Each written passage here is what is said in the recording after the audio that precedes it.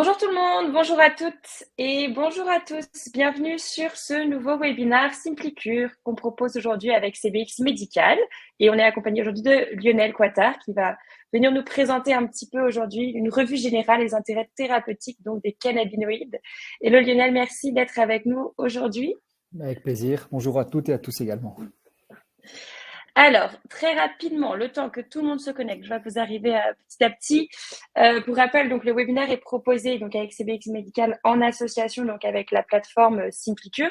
Je vous en parlerai un petit peu plus sur la fin, mais Simplicure, c'est une plateforme où vous pouvez faire des recommandations de compléments alimentaires à vos clients, à vos patients de manière ultra simple. Et je vous montrerai comment ça fonctionne donc à la fin du webinaire de toute façon. Pour ceux qui connaissent pas, je vous partagerai aussi les liens de toute façon pour vous inscrire sur la plateforme.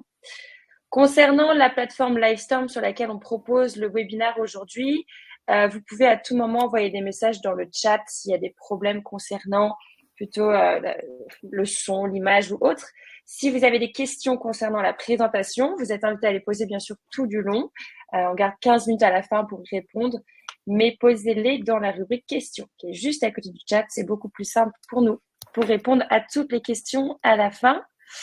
Je vais te laisser la parole, Lionel. Tu peux commencer peut-être par te présenter un petit peu et puis lancer la présentation. Je reviens à la fin. Parfait, super. Merci beaucoup pour l'introduction, Solène. Enchanté, donc je m'appelle Lionel Coittard. Je suis un des 3 cofondateurs de CBX Médical, qui est une société belge qui développe des produits à base d'extraits de la plante de cannabis. En parlant de mon activité commerciale, j'ai fait un diplôme interuniversitaire sur le cannabis médical en faculté de médecine à Paris-Saclay.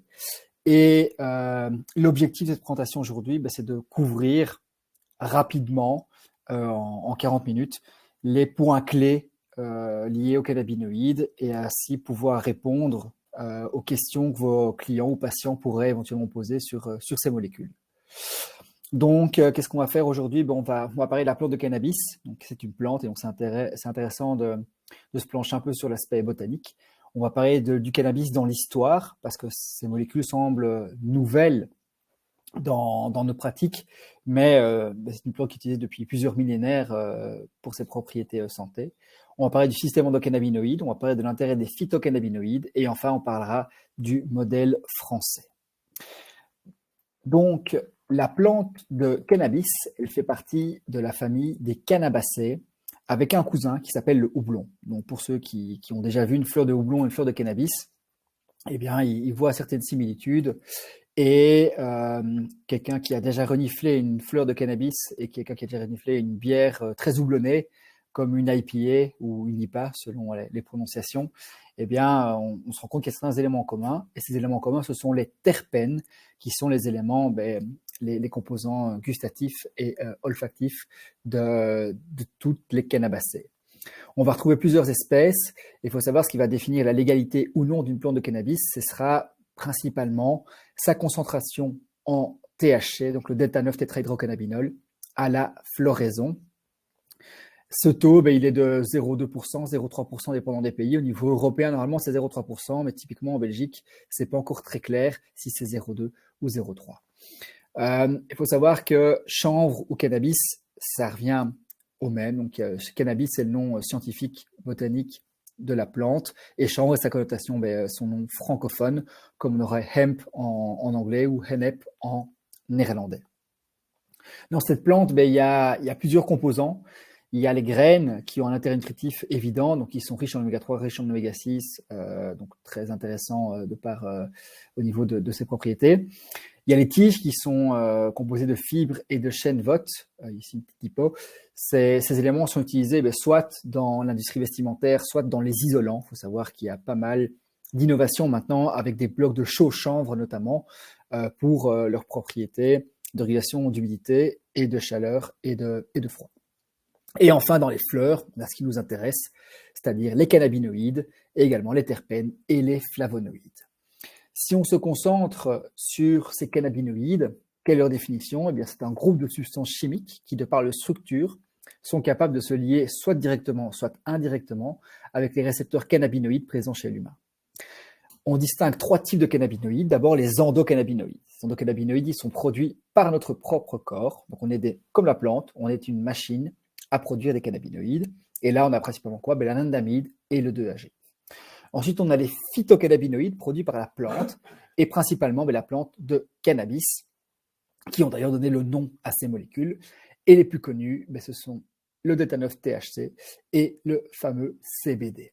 Enfin, on aura les cannabinoïdes synthétiques, certains produits de manière légale, comme le drolaminol qui a eu une autorisation mise sur le marché en France, d'autres de manière illégale, comme le Spice, le K2, le HHC, qu'il faut évidemment suggérer à vos patients ou clients d'éviter.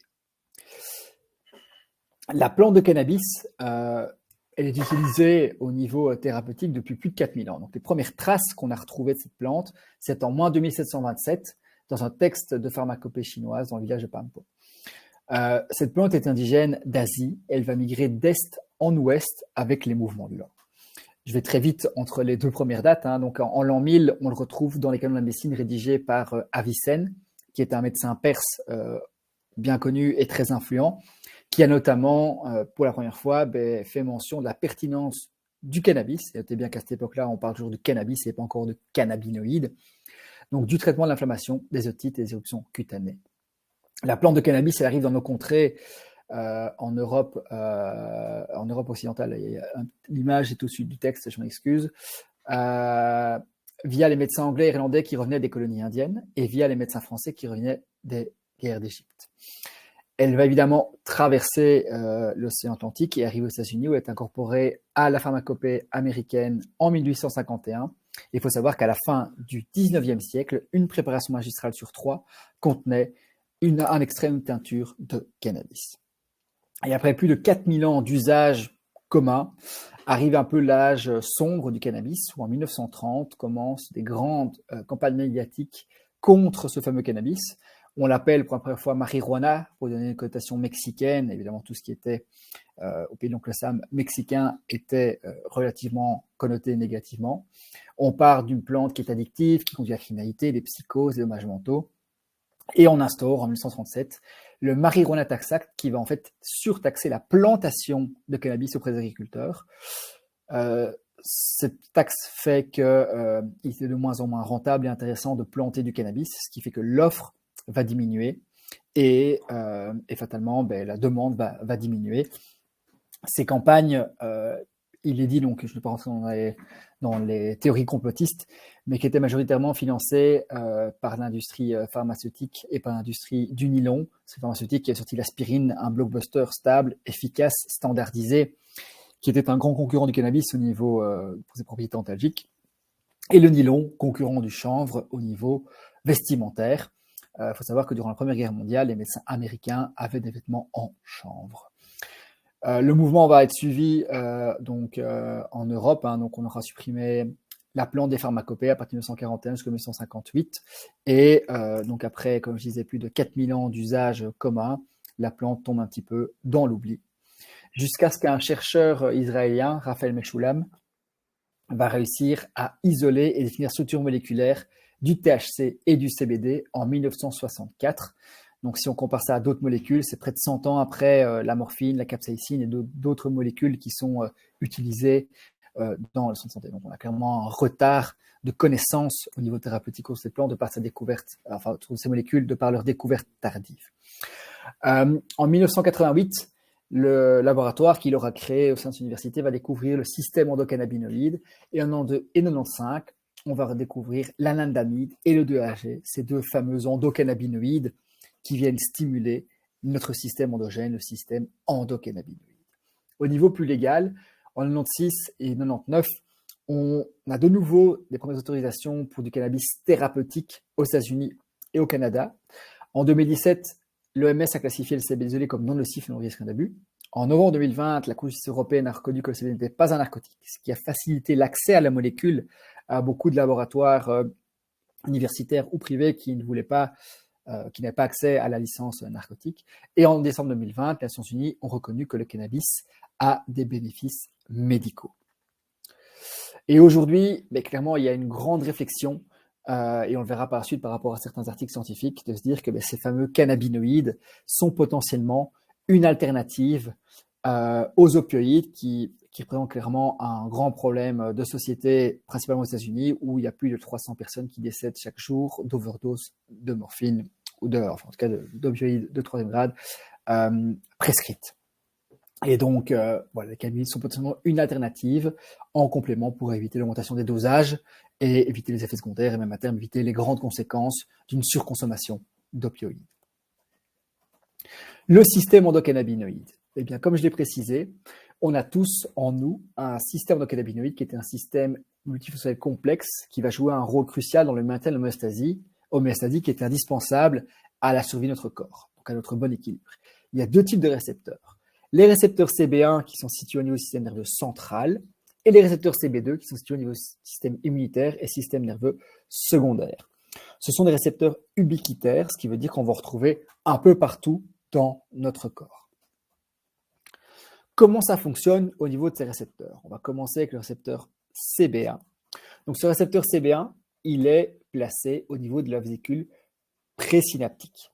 Et qu'est-ce qui se passe quand on a une transmission d'un message au sein de notre corps? Les neurotransmetteurs se mettent en route et vont transmettre ce message d'excitation ou de bien-être si on fait rapport au glutamate et au GABA.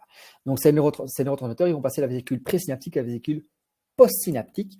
Et lorsque ces neurotransmetteurs arrivent à la vésicule postsynaptique, ils vont stimuler la production d'endocannabinoïdes, les fameuses clés vertes qu'on voit ici, vertes foncées. Ces endocannabinoïdes, qui sont donc produits à demande et qui ont de fait une structure moléculaire relativement faible, parce qu'ils ne sont pas stockés, ils vont avoir un effet rétrograde, c'est-à-dire qu'ils vont aller de la vésicule postsynaptique à la vésicule présynaptique pour se lier avec le récepteur endocannabinoïde.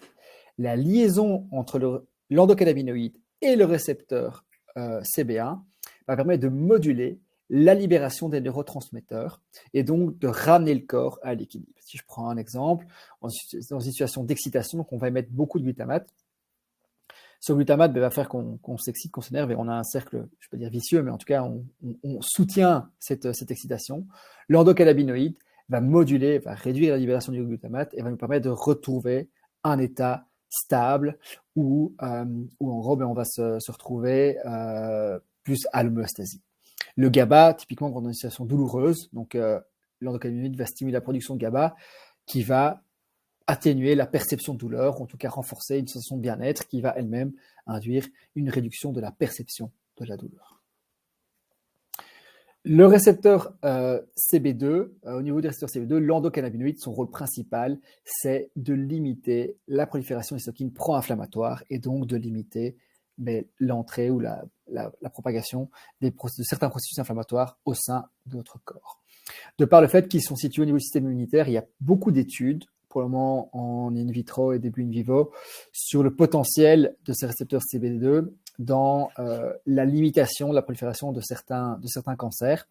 Et voilà, on est encore au tout début, donc ne me faites pas dire ce que je n'ai pas dit, mais il y a un intérêt d'étudier la stimulation de ce système endocannabinoïde dans la limitation de la prolifération de certaines cellules cancéreuses. Donc on a compris qu'on avait un système endocannabinoïde, un système endogène qui s'autorégulait avec les endocannabinoïdes. Et donc quel est l'intérêt des phytocannabinoïdes?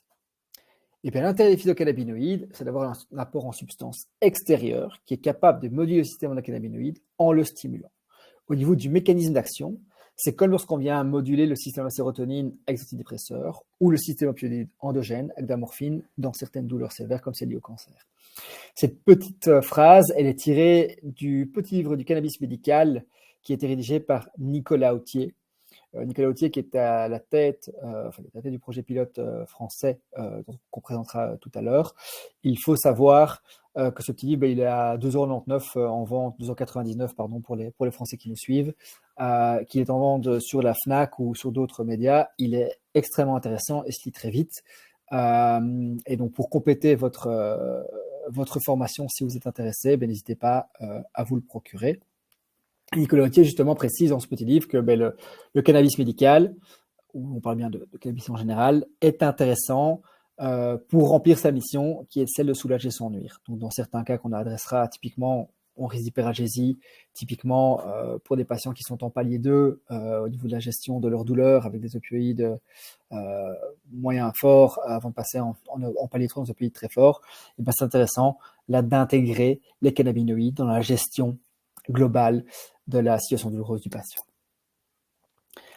Le cannabidiol, qui est la principale molécule qui nous intéresse aujourd'hui et la plus commune, eh bien, est relativement nouvelle au niveau scientifique, en tout cas dans les connaissances qu'on a autour de cette molécule. Rappelez-vous qu'elle a été découverte découverte et surtout isolée en 1964, et donc on est presque un siècle après pas mal d'autres molécules, et qu'en plus, l'accès à cette molécule a été très compliqué de par son statut narcotique.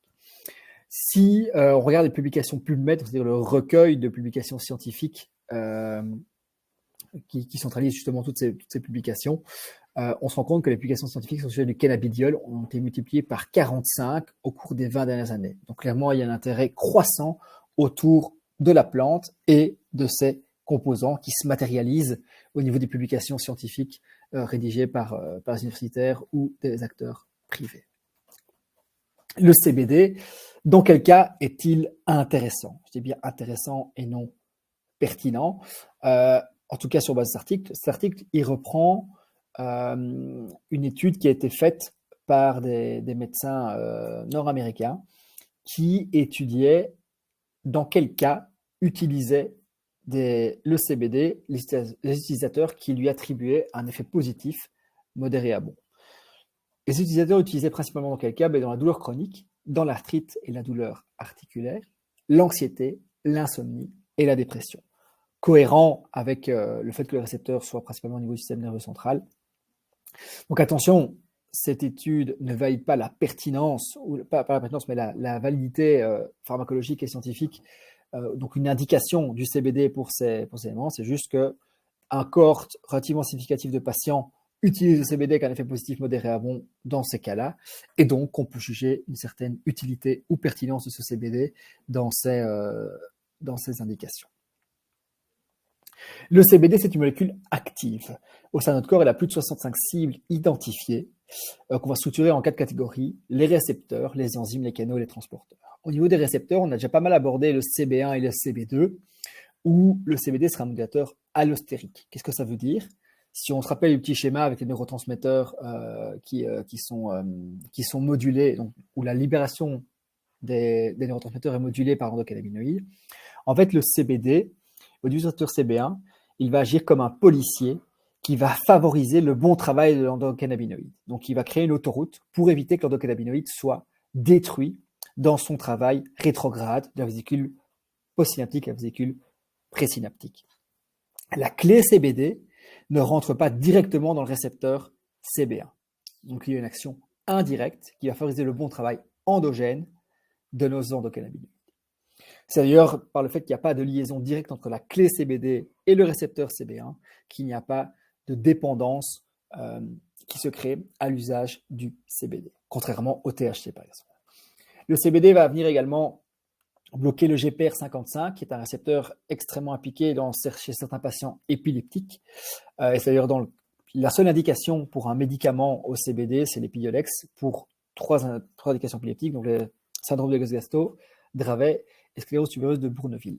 Donc en fait, le CBD va venir bloquer ce récepteur GPR55 au sein duquel, chez ces patients épileptiques, il y a une énorme dépolarisation au niveau des ions CA2+. Donc cette dépolarisation crée les crises d'épilepsie et le CBD vient régulariser, moduler, diminuer cette dépolarisation, donc éviter ces crises d'épilepsie. Il y a également une interaction avec les récepteurs opioïdes. Au niveau des enzymes, le CBD va inhiber les lipoxygénases et donc va encore renforcer les processus, la diminution des processus inflammatoires au sein de notre corps. Il va également activer négativement les canaux de TRPV 1, 2, 3, 4, qui sont des canaux impliqués dans la perception de la douleur et dans l'inflammation. Et enfin, on vient de le citer, au niveau des transporteurs, le CBD va favoriser le bon travail d'anandamide, qui est le fameux endocannabinoïde, la clé verte foncée, qui module le récepteur CB1. Donc, il le fait en inhibant un hydrolase qui vient perturber le bon travail d'anandamide. Donc, il la dégrade dans son effet rétrograde.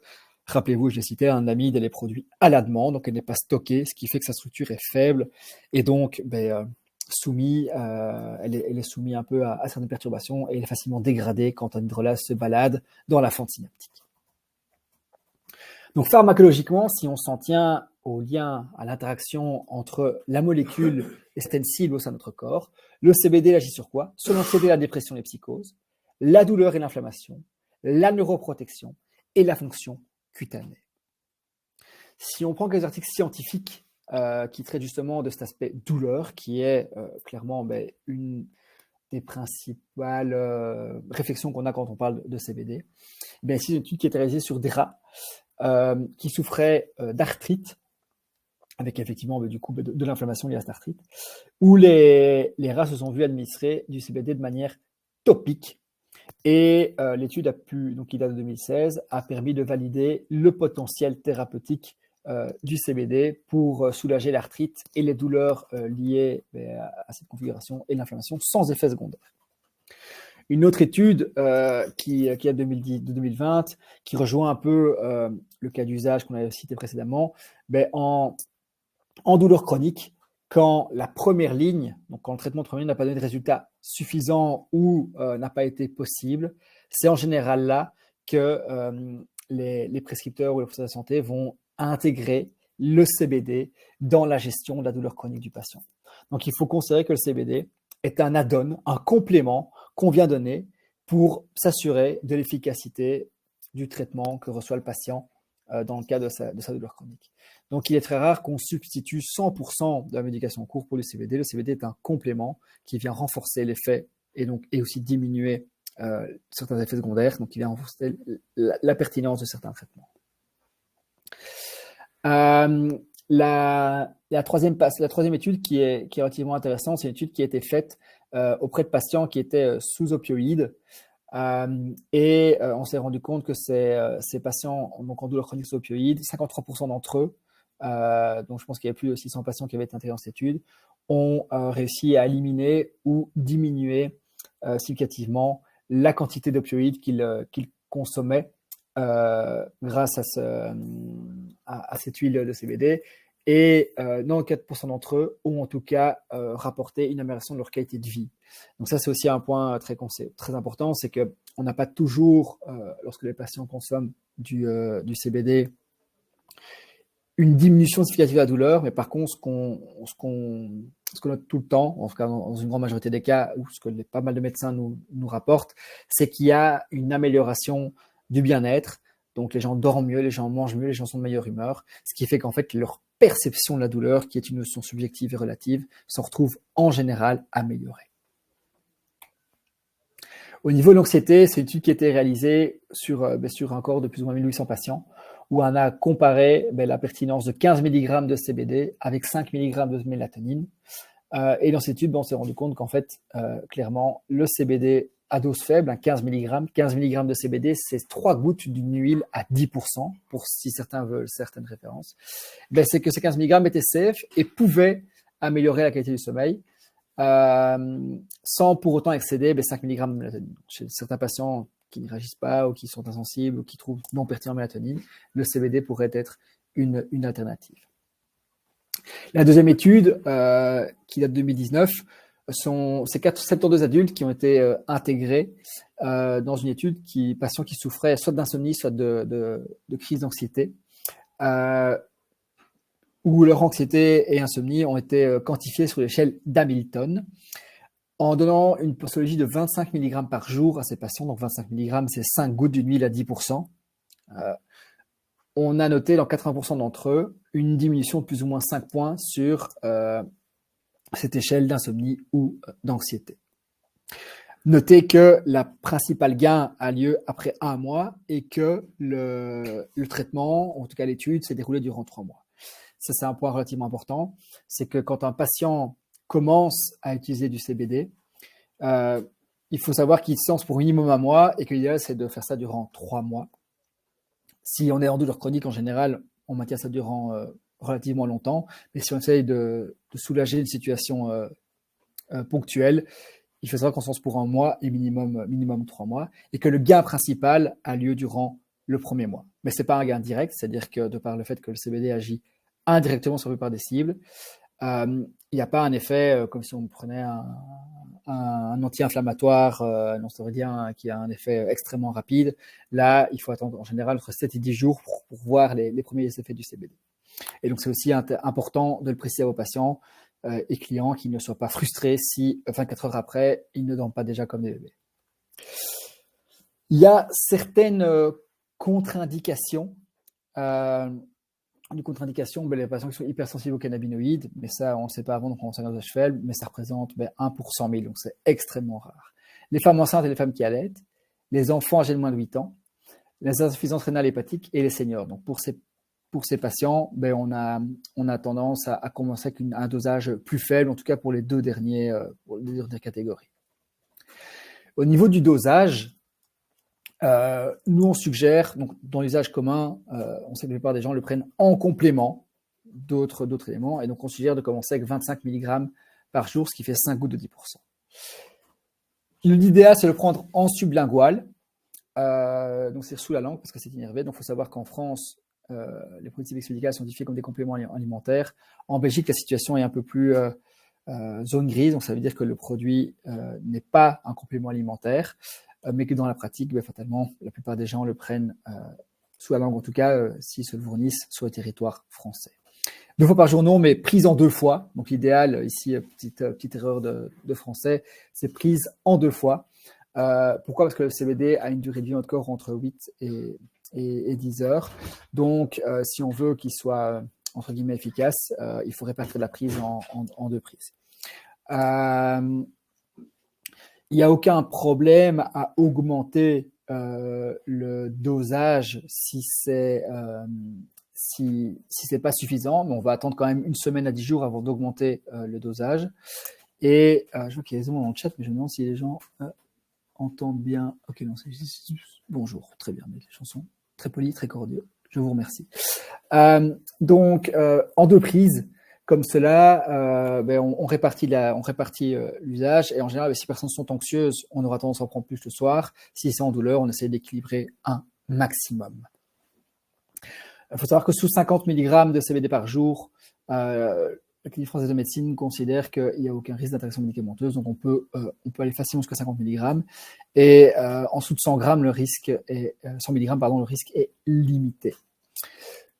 Donc c'est ce que je précise, donc pas de risque, il n'y a pas de THC, en tout cas dans les produits CBX médical, il n'y a pas de THC, donc il n'y a pas de risque de dépendance, parce que le THC, lui, si vous vous rappelez le petit schéma avec le récepteur CB1, le THC est une molécule qui rentre directement dans la serrure CB1, donc qui bloque l'accès aux endocannabinoïdes, mais qui en plus de ça va décider lui-même ou influencer directement la libération des neurotransmetteurs et va générer une sensation de bien-être au niveau du cerveau qui va vouloir répéter l'expérience. Au niveau des effets secondaires, mais pas reportés au dosage qu'on a précisé, au niveau d'interaction médicamenteuse, elle n'est pas reportée à ces dosages. Donc rappelez-vous, tant qu'on est en dessous de 50 mg, il n'y a vraiment aucun problème. En dessous de 100 mg, au niveau d'interaction médicamenteuse, c'est au-dessus de 100 mg, on doit commencer fatalement à en parler auprès de son professionnel de la santé et être potentiellement prudent pour les cas à risque. Point également important, ne pas confondre huile de chanvre et huile de CBD. Donc rappelez-vous, huile de chanvre, c'est une huile végétale qui est extraite des graines de la plante. Donc rappelez-vous le petit schéma avec les 3 composants de la plante. Les graines riches en oméga 3, riches en oméga 6, donc usage alimentaire, mais dépourvu de cannabinoïdes. L'huile de CBD est extraite des trichomes qui se trouvent donc à la surface de la fleur. Trichomes qui sont extraits idéalement via un processus d'extraction CO2 supercritique où là, il y a un usage potentiellement thérapeutique.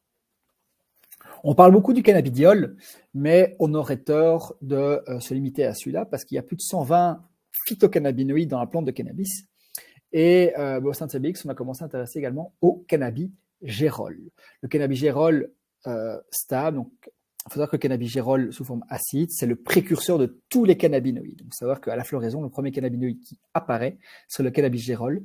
Et ce cannabigérol, toutes les autres cannabinoïdes viennent, en fait, c'est la mère de tous les cannabinoïdes. Donc, c'est le premier qui apparaît et qui va générer tous les autres.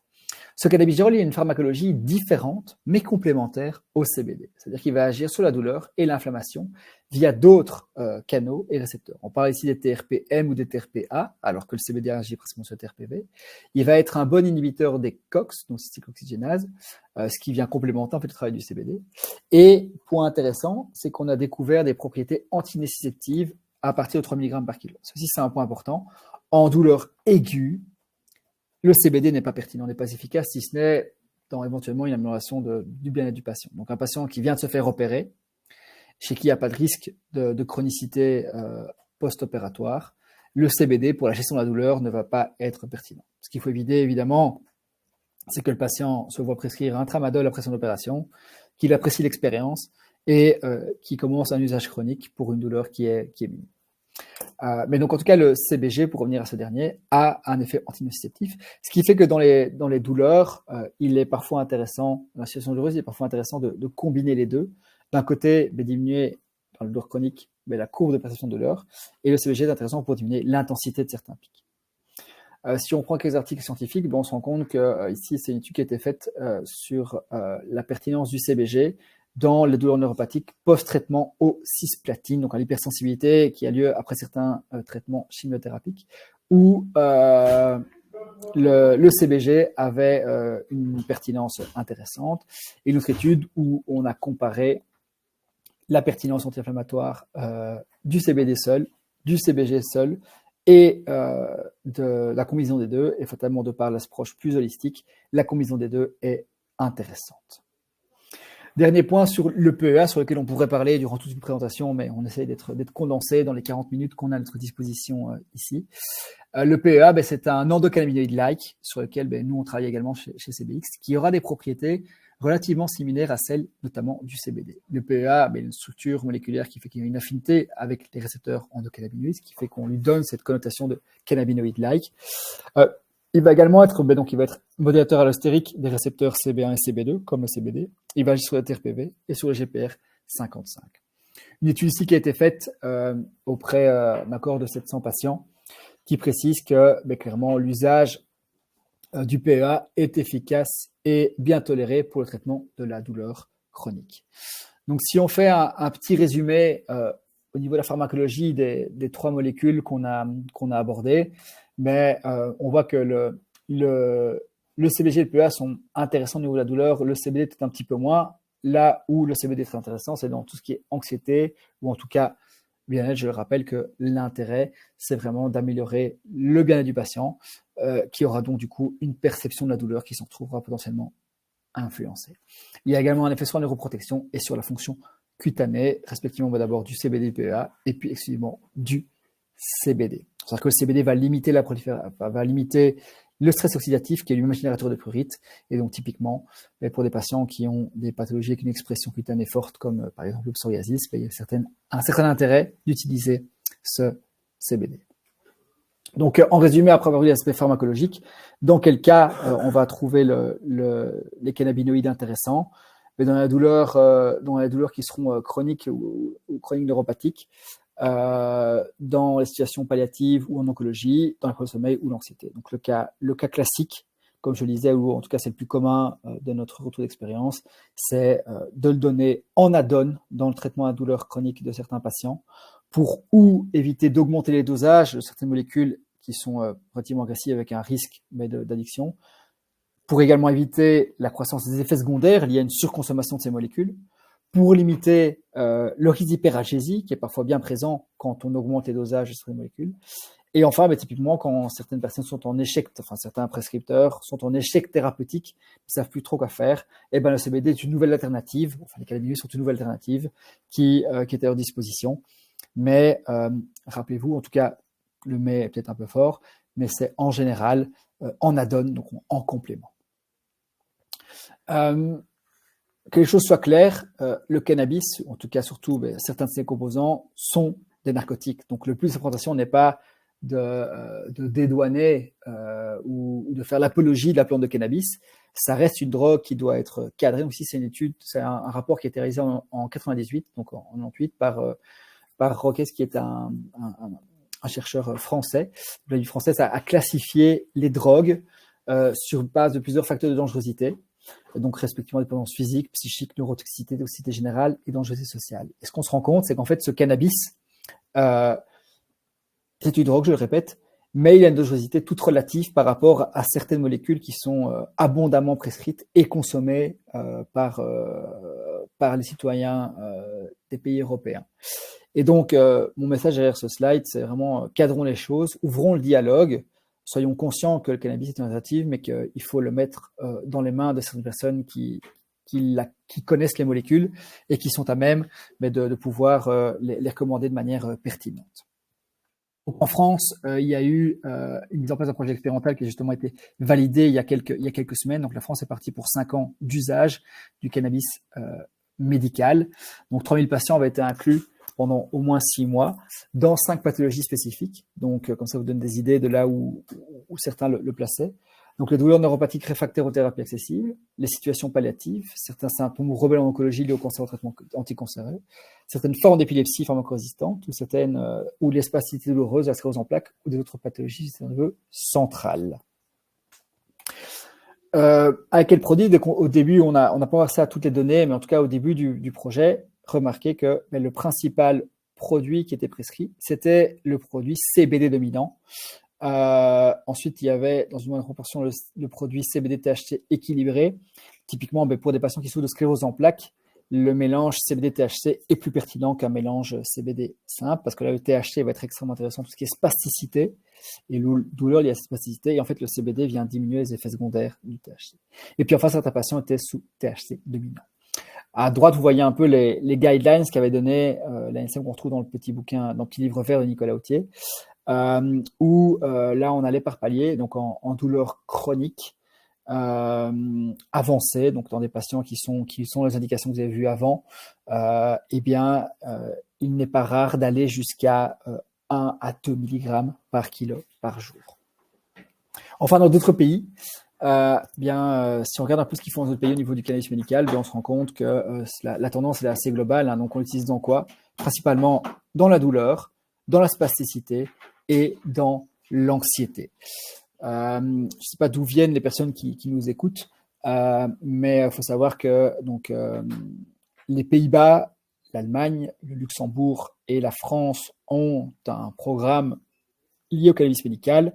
La Belgique n'a encore rien mis en place. Donc voilà, pour les Français, vous avez un système qui est mis en place avec pas mal de documentation qui est disponible sur les sites de la NSM notamment. Pour les Belges, malheureusement, nous, on essaye d'ouvrir le dialogue avec les autorités, mais ce n'est pas toujours facile. Présentation CBX médicale. Solène, je ne sais pas si je fais ça maintenant ou si on répond d'abord aux questions. Excuse-moi. Ouais, non, tu peux répondre, tu peux continuer directement. Ok. La gamme et après on passera aux questions. Parfait. Super. Alors, CBX Medical, une société belge fondée en 2020 qui développe des produits à base de cannabinoïdes, c'est le plan de cannabis, qu'on distribue principalement en pharmacie, mais également sur Simplicure. 2 axes, partenaire santé, acteur de la recherche. Donc, on sait qu'on se positionne comme un acteur partenaire des professionnels de la santé. Donc, on sait que les cannabinoïdes sont une nouvelle alternative et on l'a construit à travers 2 piliers, la collaboration scientifique et l'éducation pluridisciplinaire. Donc, on a initié une étude real life sur tout ce qui est rachialgie avec l'hôpital Saint-Pierre à Bruxelles. On a notre propre champ cannabis et on a initié un projet de recherche avec l'Université libre de Bruxelles sur lequel je reviendrai dans 2 petites minutes. Avec ça, on met un fort accent sur l'éducation pluridisciplinaire. On a des formations qui ont été accréditées pour les pharmaciens et pour plusieurs spécialités.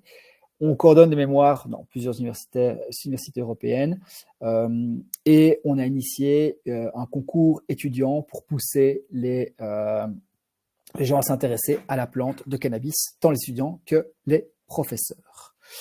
Donc, acteur de recherche, comme je le précisais, donc on a notre propre champ de cannabis situé dans le Brabant wallon en Belgique, avec pour objectif clairement de pousser le développement de la filière sur le territoire belge. Les Français, vous êtes gâtés, vous avez déjà une industrie qui est bien omniprésente, et historiquement, c'est un des plus gros acteurs européens. Donc pour la petite histoire, sur notre champ, on a planté 2 variétés. La Santica, qui est naturellement riche en CBG, le fameux cannabigérol qu'on a présenté il y a quelques petites minutes, et la Félina, riche naturellement en CBD. À côté de ça, on a reçu le plus gros subside jamais octroyé pour la recherche sur le cannabis médical en Belgique, qui nous a permis d'initier un projet de 4 ans avec l'Université libre de Bruxelles, donc la faculté de pharmacie de cette université, avec l'objectif de mettre sur le marché durant la prochaine décennie un médicament qui pourra traiter la douleur chronique en substitut, donc non plus en complément, mais en substitut de ces fameux opioïdes. Et donc là, les deux axes de notre projet de recherche de 4 ans, nous sommes dans la recherche, mais encore dans le développement. Le premier axe, c'est de développer, c'est de définir d'améliorer la biodisponibilité des cannabinoïdes, donc avec une fraction plus faible, avoir une meilleure efficacité, et également définir l'indication pertinente pour ce médicament où nous rentrerons dans une étude clinique a priori d'ici 2028. Donc, on parle de nos produits. Donc, on a une gamme de 12 produits qui sont tous disponibles sur la plateforme SimpliCure.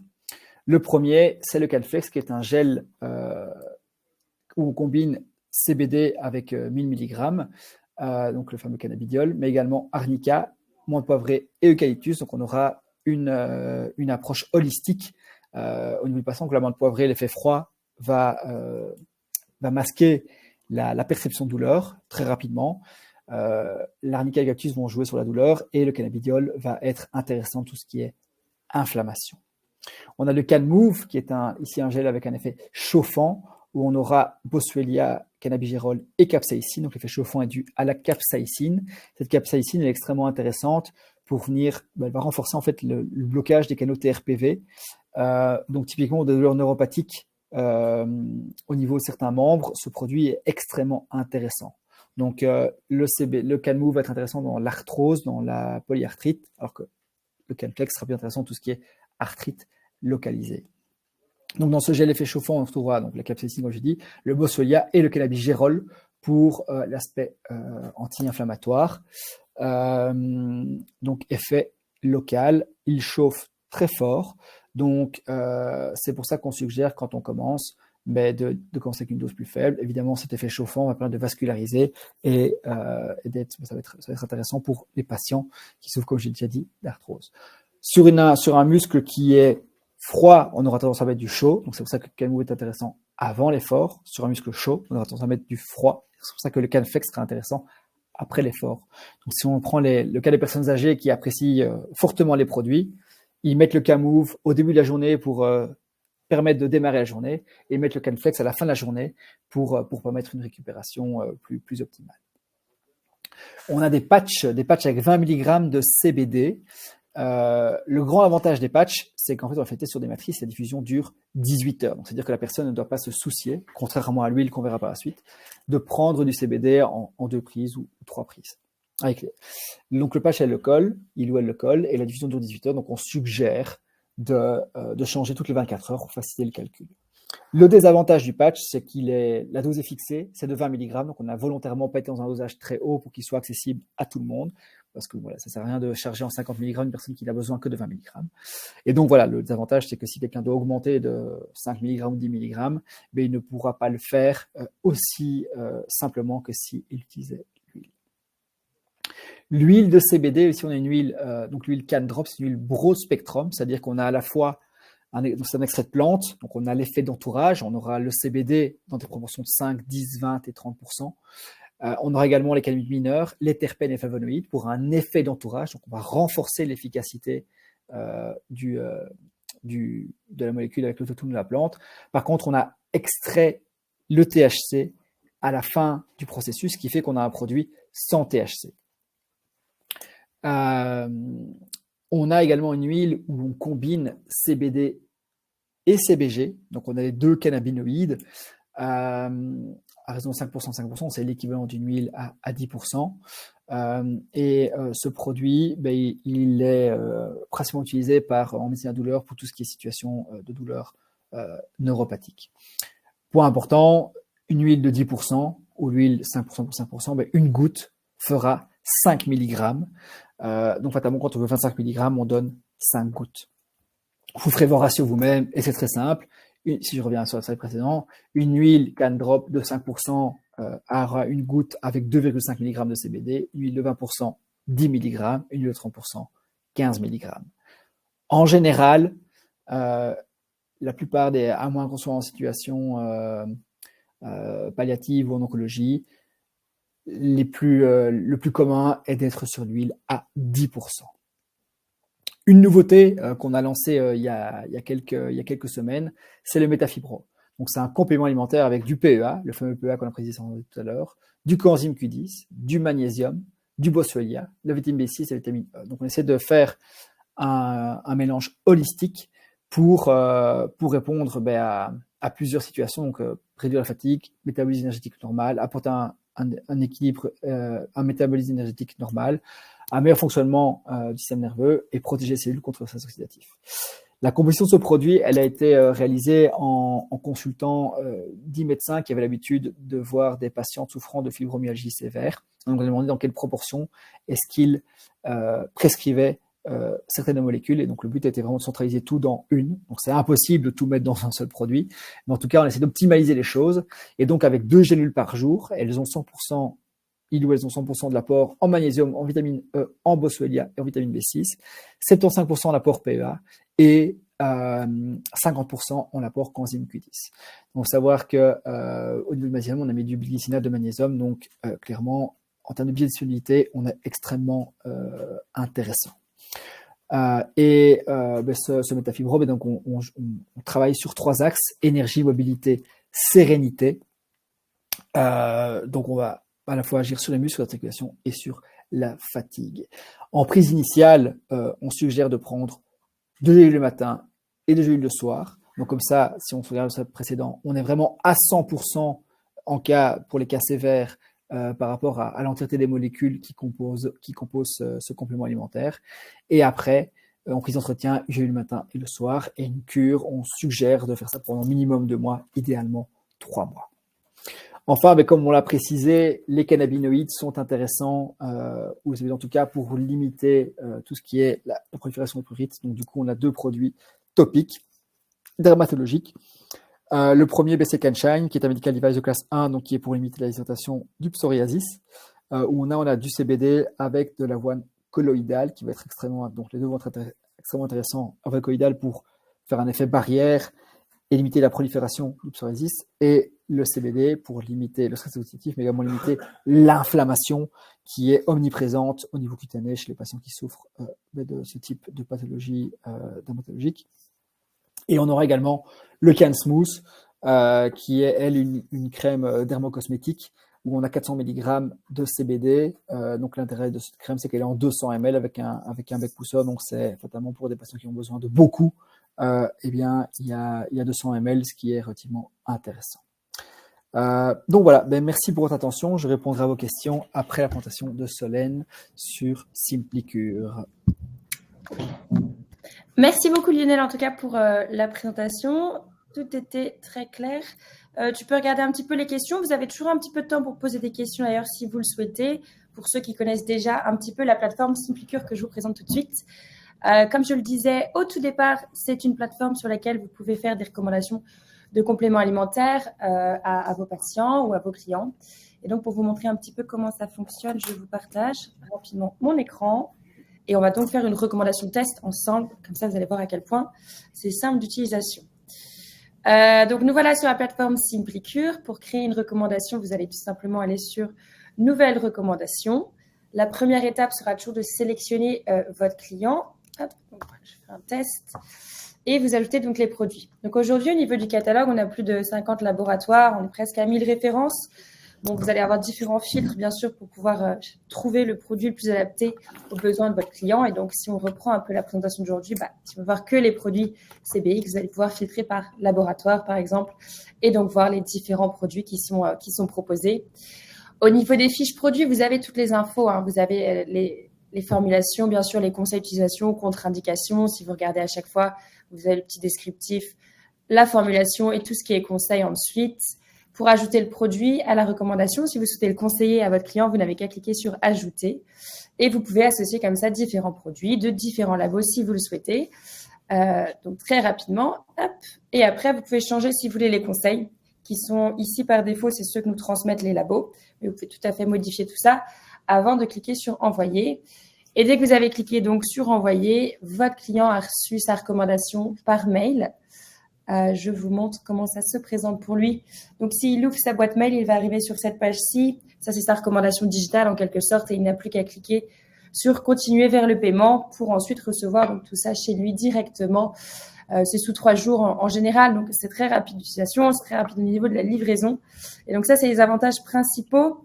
Sur les laboratoires, comme je le disais, il y en a une 50aine aujourd'hui.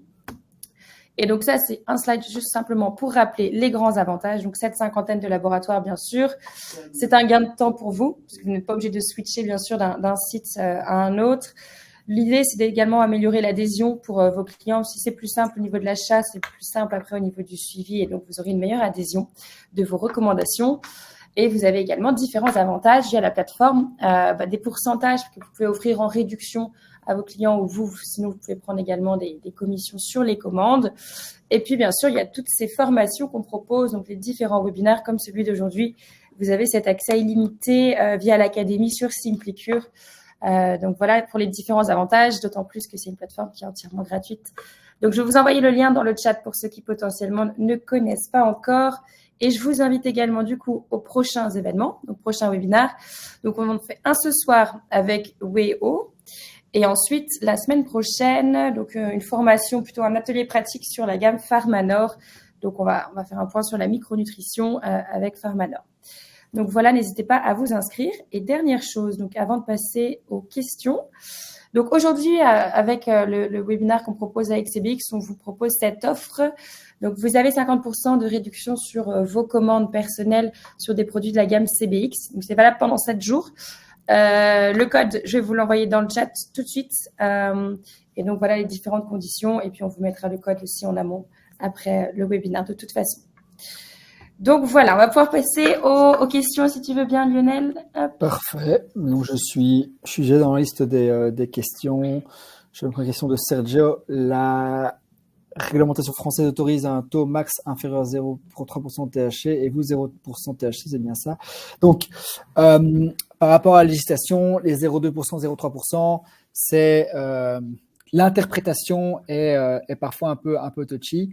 Ce qui est sûr, c'est que donc effectivement, c'est au niveau de la récolte, on considère qu'une récolte est valable quand lorsqu'on fait un extrait d'une moyenne d'extraction de 0,3% THC, le produit est autorisé, parce que fatalement, c'est une plante et donc tout n'est pas ultra standardisé. Et donc il y a des endroits où ce sera plus et où ce sera moins. Donc en général, il y a un taux de floraison estimé par rapport à la variété et on récoltera à ce moment-là. Donc ce taux, c'est principalement lié à la floraison pour que la récolte soit acceptable et non détruite par la brigade des stupéfiants d'un pays. Nous, on a 0% de THC dans nos produits parce qu'on l'a extrait. Il faut savoir que dans n'importe quel extrait, dans n'importe quelle plante, il y aura toujours une quantité minimum de THC parce que c'est une plante. Et la plante, on ne peut pas lui interdire des éléments qui font partie de sa genèse, de son histoire et de sa structure. Donc voilà, nous, on l'extrait, mais ce THC est toujours présent. Et à côté de ça, il est interdit d'avoir sur le marché, sauf médicaments, évidemment, parce qu'il y a des médicaments avec du THC. En tout cas, un produit avec plus de 0,3% de THC. Pour les problèmes d'insomnie, comment répartir? Donc, question de Sandrine. Pour les problèmes d'insomnie, comment répartir les 5 gouttes, une fois en début de soirée et une fois avant le coucher? Il faut savoir que le CBD est une molécule lipophile et donc on aura tendance à la prendre après le repas pour favoriser sa circulation. C'est pas vraiment pertinent, si c'était pour un effet placebo, de prendre un petit peu après avoir mangé et un petit peu juste avant de dormir. C'est plus intéressant de prendre en 2 prises, donc une fois le matin et une fois le soir, mais s'il y a une insomnie, c'est de prendre une goutte le matin et 4 gouttes le soir, par exemple, si on est sur 5 gouttes, mais les prendre les 4 d'un coup. Pourquoi? Parce que le CBD va mettre un certain temps à agir, il ne va pas agir direct comme le ferait un somnifère, par exemple. Donc, il va rééquilibrer le corps. Et donc, par rapport aux attentes de vos patients, c'est aussi important de lui dire, voilà, on va faire ça, on va commencer. Si tu commences ce soir, c'est pas demain que tu auras déjà une nuit parfaite, il va falloir attendre quelques jours. Donc, pour répondre à la question, idéalement, c'est le prendre après le repas, en une prise et pas l'espacer de 3 heures, sauf si le patient se rend compte qu'il dort mieux s'il le prend juste avant de dormir. Comme je dis, c'est principalement lié à un effet placebo, mais si le consommateur trouve que ça fonctionne mieux comme ça, c'est entre guillemets tant mieux.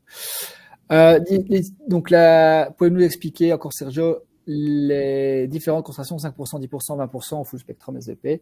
Alors, 5%, ça veut dire que dans le flacon, il y aura 500 mg de CBD. 10%, 1000 mg de CBD, 20%, 2000 mg de CBD. C'est ça qui va définir le pourcentage de CBD dans le produit. Et je vous encourage toujours à regarder les analyses des produits qui sont généralement sur les pages internet pour s'assurer que c'est bien ce qu'il y a dans le produit. Alors, que ce soit full spectrum, broad spectrum, isolate, quand on parle de 5%, c'est toujours la quantité de CBD qu'on va quantifier. Full spectrum, ça veut dire qu'en plus de 5%, il y aura une maximum 0,2% de THC dans le produit, 0,2 ou 0,3. Si je vois que dans le chat, je vois qu'il y a pas mal d'autres questions. Enfin, il y en a une ou deux. Senior à partir de quel âge?